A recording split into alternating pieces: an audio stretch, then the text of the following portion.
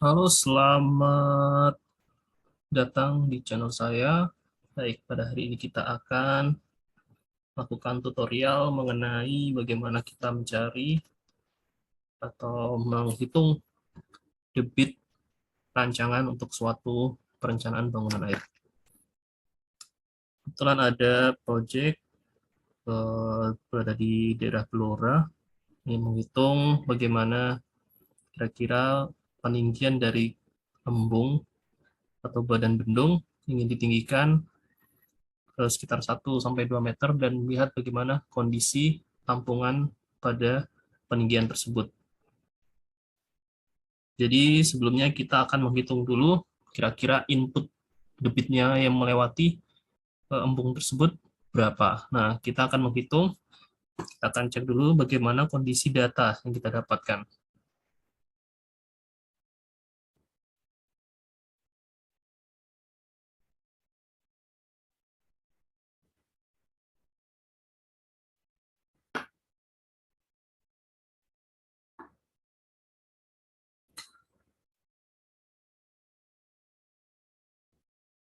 Baik, jadi kita akan menghitung di daerah irigasi Sambong Rejo. Sebelumnya kita bisa lihat dulu bagaimana kondisi di daerah tersebut. Nah, jadi ini adalah bangunan bendung yang akan ditinggikan sekitar 1 sampai 2 meter. Nah, pada proyek ini kita akan melihat bagaimana kondisi kira-kira genangan yang terjadi pada daerah ini. Nah, untuk menghitung itu kita perlu adanya input data hujan yang dirubah menjadi data debit pada daerah ini.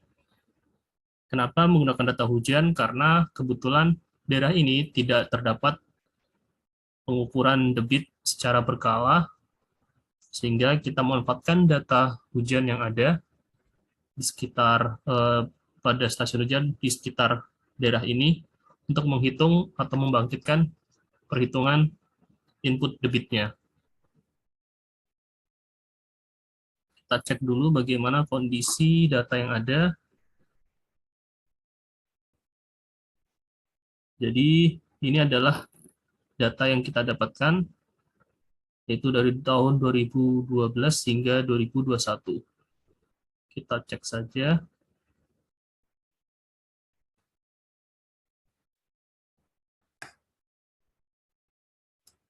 Jadi data mentahnya seperti ini. Terdapat sekitar 16 stasiun hujan, tetapi ada pada beberapa stasiun hujan itu mengalami kerusakan.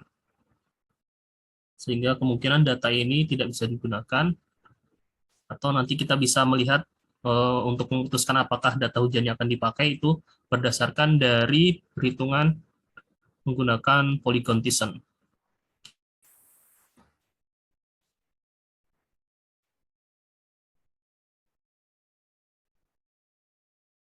Maaf tadi sempat terputus.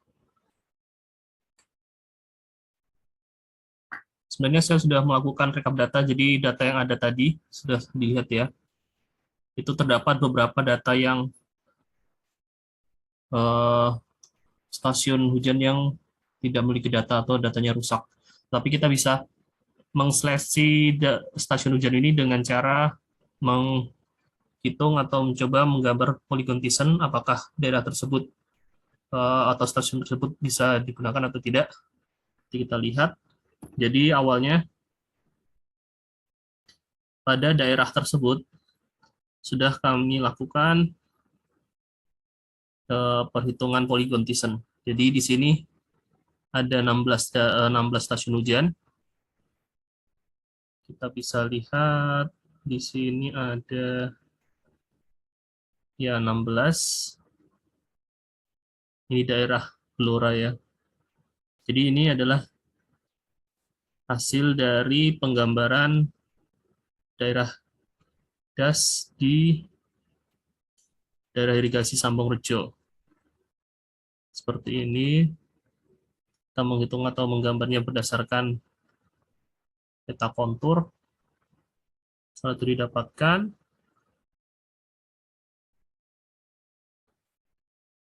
seperti ini. Ini saya menggunakan ArcGIS untuk membantu perhitungannya, di mana ArcGIS ini bisa membantu kita untuk menghitung atau menggambarkan polygon descent. Itu di mana kita memiliki koordinat dari stasiun hujannya, kita bisa plotkan hanya dengan cara kita cari saja, kita search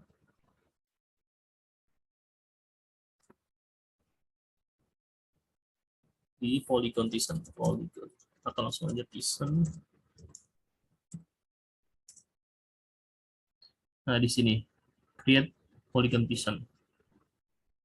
Nanti kita input. Nah, data yang kita input adalah koordinat dari stasiun hujannya. Setelah diinput,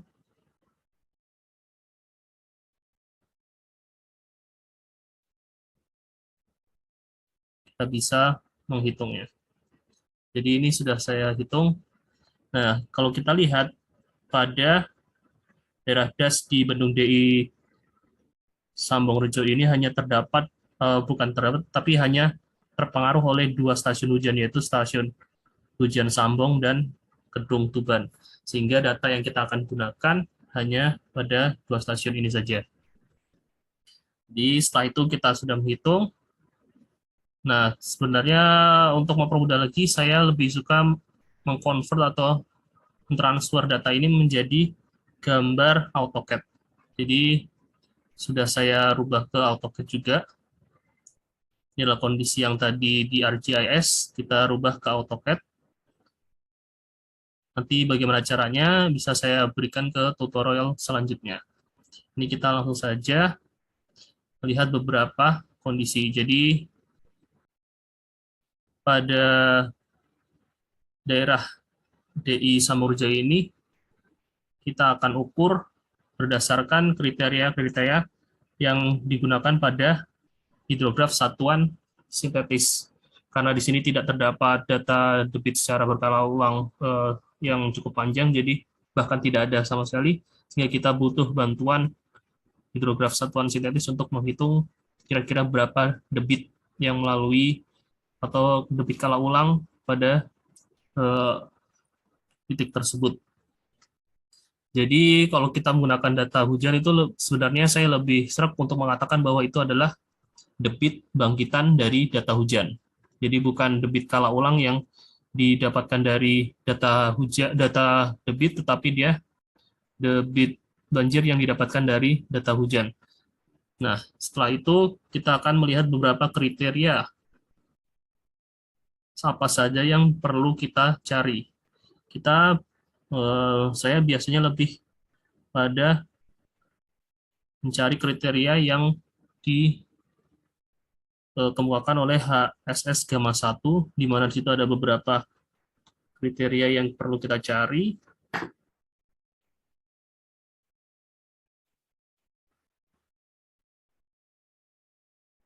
Seperti ini, kita cari di bukunya Bapak Bambang Kiatmojo.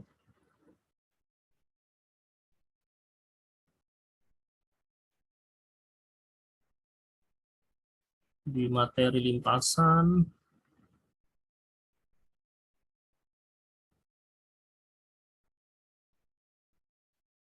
di bagian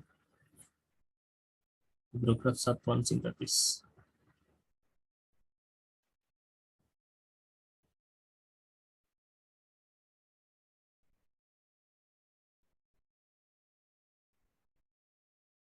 Ya, ini dia kriteria-kriteria yang akan kita cari berdasarkan metode Gamma 1. Jadi apa saja? Kita perlu luas das, kemudian panjang sungai utama, kemiringan dasar sungai, kemudian faktor sumber, ada faktor frekuensi sumber, kemudian ada faktor lebar, jumlah pertemuan sungai, faktor simetri, kemudian ada luas das belah hulu, kerapatan jaringan kuras. Nah, ini berdasarkan kriteria ini. Jadi kita akan menghitung kira-kira panjangnya berapa. Untuk mencari lebar atas ini kita menggunakan ya 75% dari panjang sungai utama. Yang lebar bawah kita menggunakan 25%. Ya ini ya 0,25 dan 0,75. Dan kita akan mencari di mana titik berat pada das tersebut, dan kita akan mendapatkan letak dari tengah sungainya atau LC. Nah, di situ nanti kita bisa menggambarkan, kita tarik garis lurus pada titik tersebut, kemudian kita tarik menjadi sudut siku-siku sehingga kita membagi dua antara luasan atas dan bawah. Langsung saja kita kembali lagi pada ini ya. Nah, saya sudah membagi bagaimana caranya. Baik, sebelumnya kita harus kita coba dulu ya, kita ulang penggambarannya.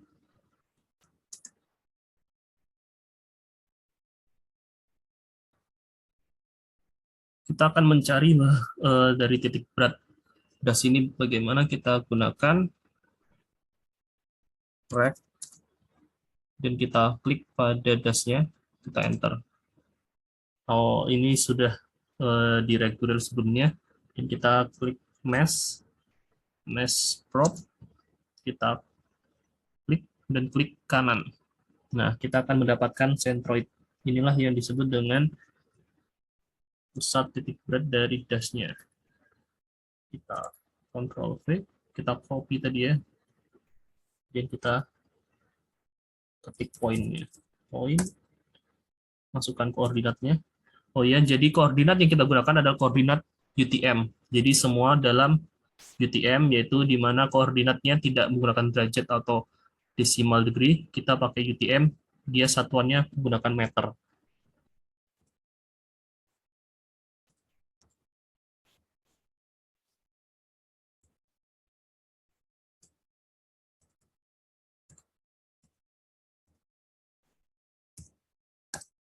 Nah, disinilah titik beratnya dari das tersebut. Saya kembalikan tadi gambar yang sudah saya gambar. Nah, setelah itu kita cari di mana titik terdekat sungai dengan titik berat tersebut. Setelah dicari ternyata terdapat pada daerah ini. Nah, ini adalah titik terdekat. Kemudian kita coba menggambarkan garis tegak lurus dari titik tinjau menuju ke sungainya tadi. Nah, setelah itu kita buat garis tegak lurus atau siku-siku dari garis tinjauan ini. Jadi kita lihat sudutnya ini itu 90 derajat. Nah, kemudian kalau sudah, kita tarik sampai membelah dua dasnya. Kemudian kita bisa hatch pada gambar ini, diarsir. Nah, dari arsiran ini kita bisa tahu luasannya berapa, areanya. Ini satuannya masih meter. Kalau area berarti meter persegi. Kemudian untuk panjangnya, panjang 75%, kita hitung saja panjangnya total berapa, yaitu sekitar 5050, dan kita cari 75%-nya itu panjangnya berapa, yaitu sekitar 4463.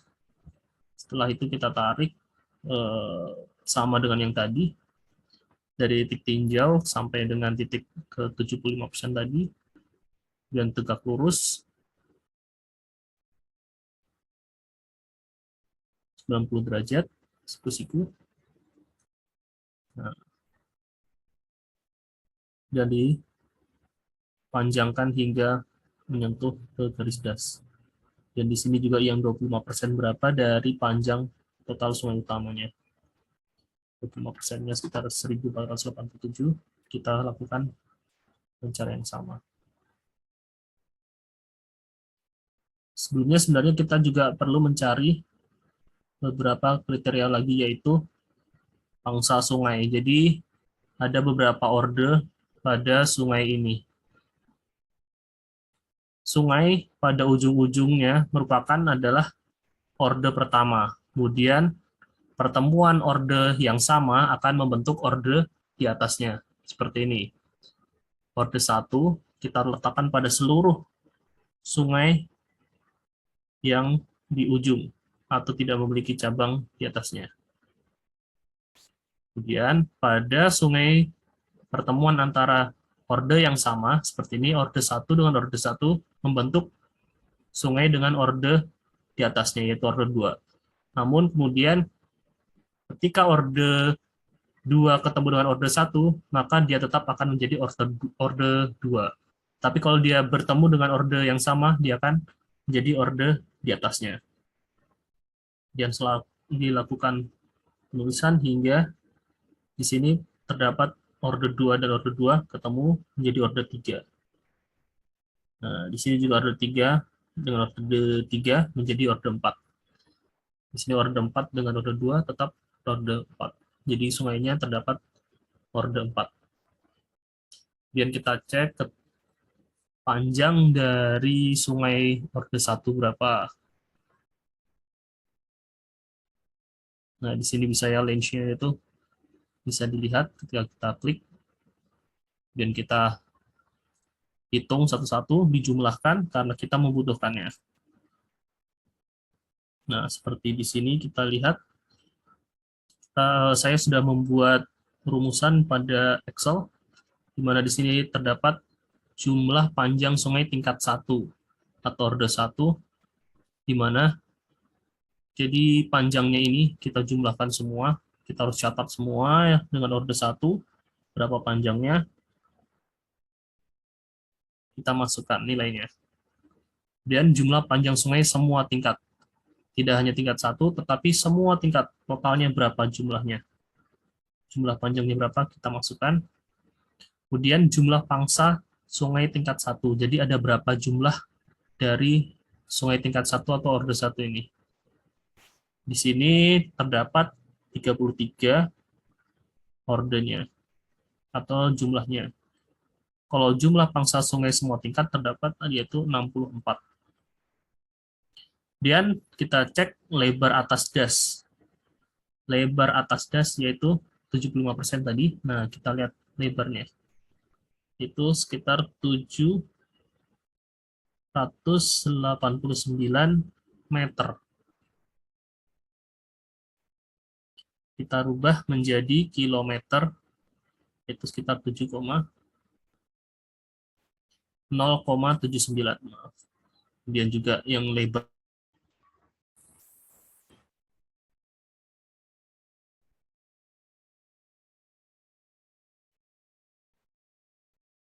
Jadi ini lebar bawahnya sekitar 2,7 km.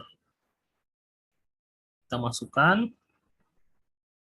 Kemudian ada elevasi hulu dan elevasi hilir. Ini berdasarkan data di ArcGIS.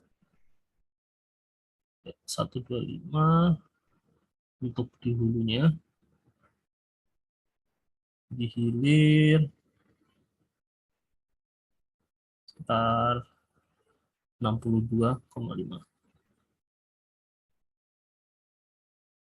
Dan luas das kita cek pada AutoCAD, tinggal diklik saja pada dasnya. Nah, areanya kita dapatkan. Kita nanti rubah menjadi kilometer persegi. Luas das atas, nah ini edge-nya tadi, yang setengah dari das.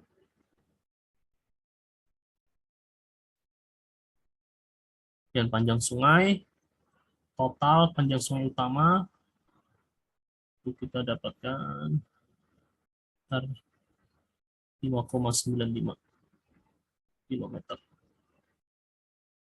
Dia untuk LC-nya di sini 2,63.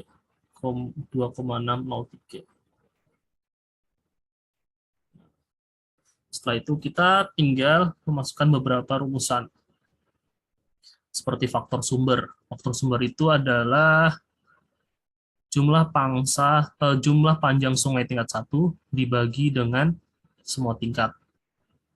Dan faktor simetri, itu adalah hasil kali dari faktor lebar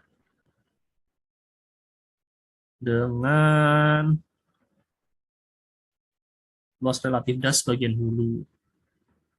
Faktor lebar ini sendiri adalah lebar atas das dibagi dengan lebar bawah.